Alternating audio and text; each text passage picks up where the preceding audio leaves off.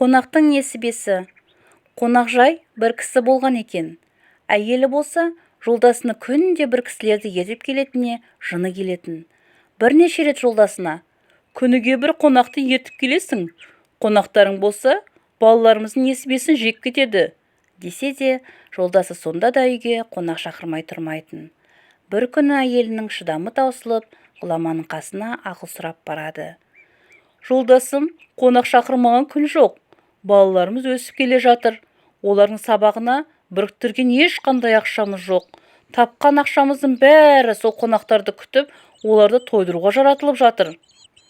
Ғұлама әйелдің күйеуін де қасына шақыртып, неге олай істейтінін сұрайды. «Қонақ шақырмай тұра алмаймын. Асымызды қонақпен бөліссек, үйге береке кіреді», дейді.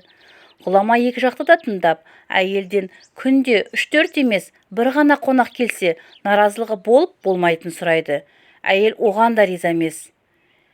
«Мен балаларым несібесін басқасына жегізе алмаймын», деп тұрып алады. Күйеуі ең болмаса күнде бір қонақ келсінші деп сұрайды. Ақыры әйел көнеді. Алайда ертеңіне жолдасы қайтадан 2 қонақ ертіп келгенін көреді. Әйел ашуланса да, ашуын сыртқа көрсетпей, ас үйге кіріп, 3 кісілік ас дайындайды. Қонақтар кетіп қараса, жасалынған тамақ 1 кісілік артылып қалады. Әйелі жолдасына: «Қонақтың біреуі неге тамақ ішпей кетті?» деп сұрайды. Жолдасы аң-таң: «Қай қонақты айтасың? Мен бірақ қонақпен келдім ғой». Бірақ әйел бір емес 2 қонақтың келгенін нақты көргенін айтады. Анығын білу үшін олар тағы да қайта жаңағы Ғұламаның қасына барады.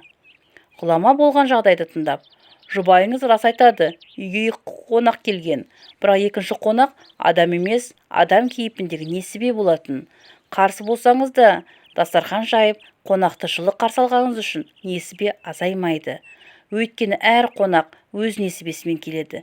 Тіптен несібесі өзінен 40 күн бұрын келеді. Яғни ешкім несібесін жей алмайды. Несібе де азаймайды. Керісінше, қонақ шақырған үйдің несібесі артады».